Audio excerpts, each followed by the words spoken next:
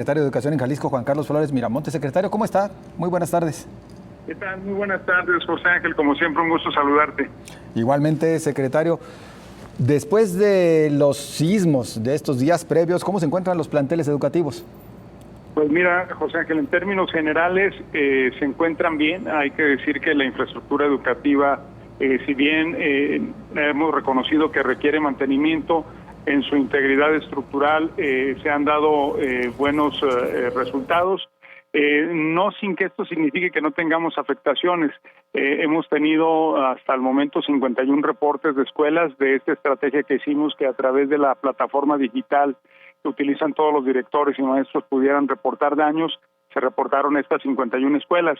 Los daños, tenemos algunas bardas caídas, tenemos algunas grietas que ameritan que especialistas vayan y revisen la situación de muros y de algunas tinacos también. En tinacos hemos tenido algunos problemas, tejas que se desprendieron y bueno, en todas estas escuelas la instrucción ha sido muy clara.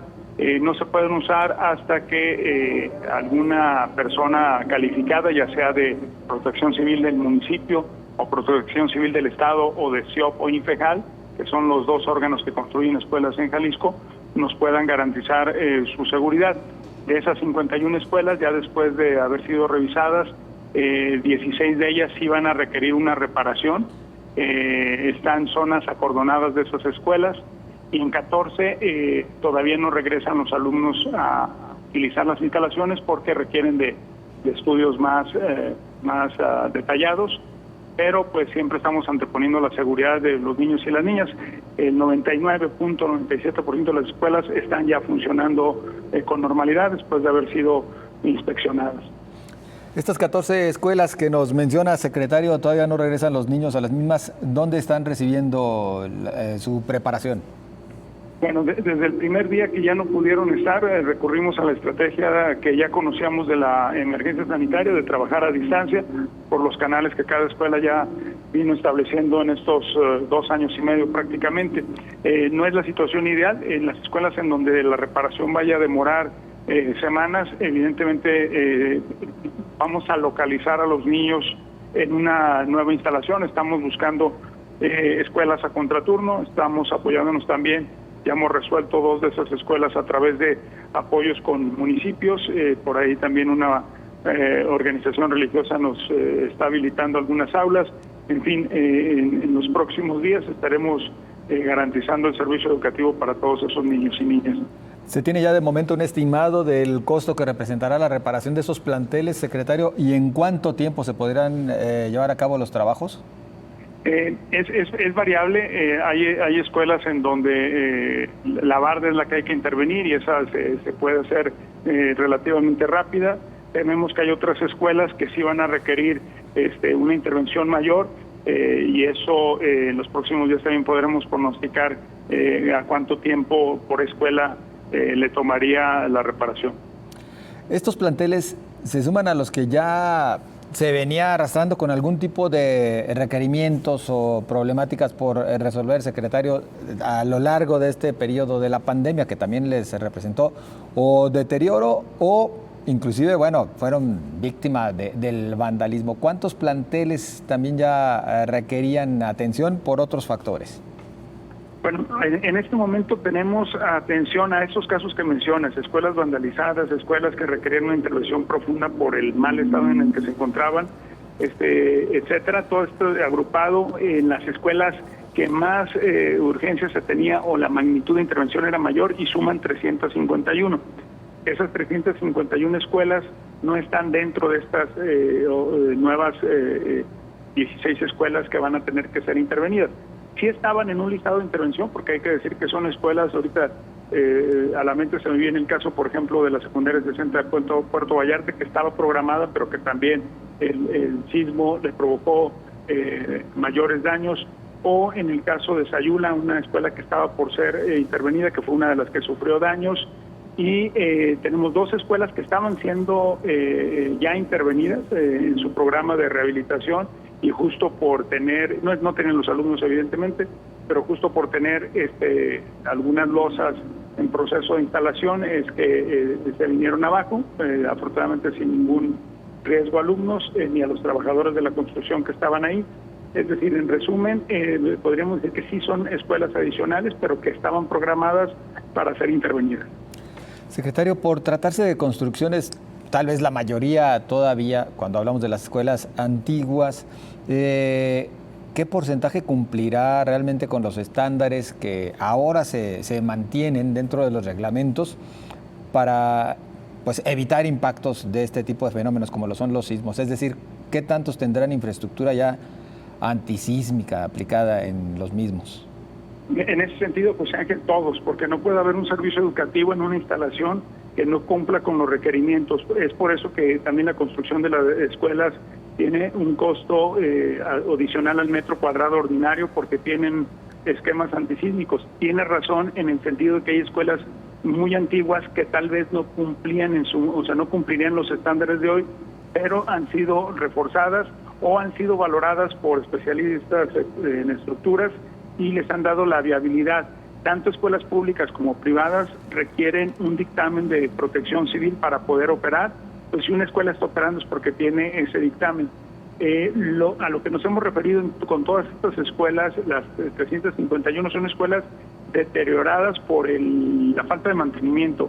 Como lo refieres, se fueron construidas principalmente el boom de las escuelas o de la pirámide poblacional mexicana, pues se tuvo en los años 70 y alrededor de esos años es que se construyen prácticamente todas las escuelas donde estudiamos los que estuvimos en escuela pública y a esas escuelas no se les ha dado mantenimiento, por eso están en condiciones muy pues lamentables, pero no al grado de derrumbarse en un sismo. Obviamente, y son los daños que hemos presenciado en el sismo de este lunes, lo que se dañan son bardas, los muros perimetrales, las bardas que no son de soporte, bardas tapón de las que van dividiendo una ola y otra, pero las escuelas en su mayoría basta con las columnas para que se mantengan de pie. Implican riesgos sin duda, que se caiga un plafón, que se caiga una lámpara es un riesgo y son en los que estamos trabajando, pero en ese sentido son las intervenciones. Estas escuelas que visitamos, la 51, si era una lámpara que estaba caída, pues se retira la lámpara mientras se hace la remodelación, o tenemos en la mayoría de las escuelas que sí están dando servicio educativo, pero que tienen algún daño, esa zona en concreto, aislada, tenemos vallas que delimitan esa zona. Muchas de las escuelas que estamos interviniendo también ese es el mecanismo de intervención para no parar el servicio educativo. Se interviene primero una sección de la escuela y luego se interviene otra, pero para tranquilidad de los papás, que sepan que justo es lo que, junto con Protección Civil del Estado y los municipios, se revisa constantemente la integridad estructural de los edificios escolares. ¿Hay presupuesto, secretario, para cubrir estas necesidades ahora de reparación en los planteles que se vieron afectados? Pues si ya estábamos, digamos, un poco más tranquilos por el fideicomiso, que de verdad hace la diferencia, hemos venido invirtiendo la administración del gobernador Enrique Alfaro alrededor de 1.200, 1.100 millones por año de recurso estatal adicional al recurso que llega federal, que son aproximadamente 240, 260 millones de pesos al año. Y adicional, y es lo que hoy que tenemos esta necesidad emergente de reparar escuelas nos va a ser muy útil, es el fideicomiso. El fideicomiso que recientemente se aprobó en este mismo año con el incremento del impuesto sobre la nómina, es un impuesto estatal que pasó del 2% al 3%. Este año 2022 fue gradual y esa gradualidad hizo que este año, o al terminar diciembre, tengamos 880 millones de pesos. De esos, ya más de 260, si no mal recuerdo, se han venido ejerciendo para remodelar las escuelas a las que hemos hecho referencia. Y para el próximo año llega a el punto completo, es decir, pasa completamente de 2 al 3, y al estar en el 3 nos representa 2.600 millones de pesos más.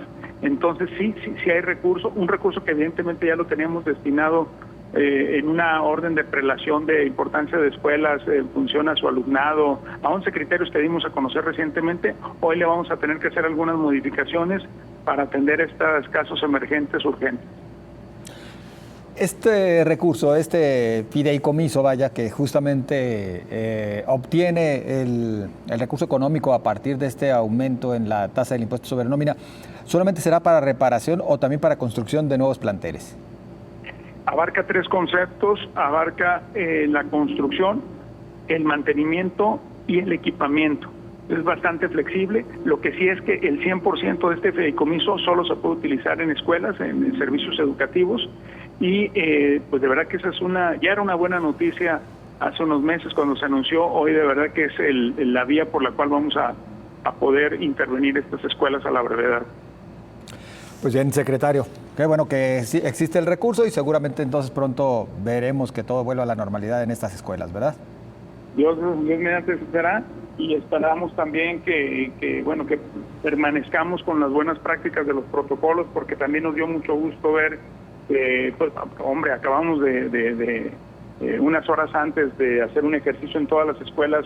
Yo tuve la oportunidad de estar presente en una de ellas y vi que funcionan muy bien, pero después al poco tiempo ver que ya era una situación real y ver que los alumnos de verdad y los maestros se conducieron con pues el mayor orden y tranquilidad posible dentro de lo que cabe, pues nos anima a seguir formando a nuestros equipos para mantener las escuelas seguras, José. Así es. Pues secretario, muchas gracias por acompañarnos. Gracias, un saludo a todo tu auditorio. Igualmente, secretario, es Juan Carlos Flores Miramontes, secretario de Educación en Cali.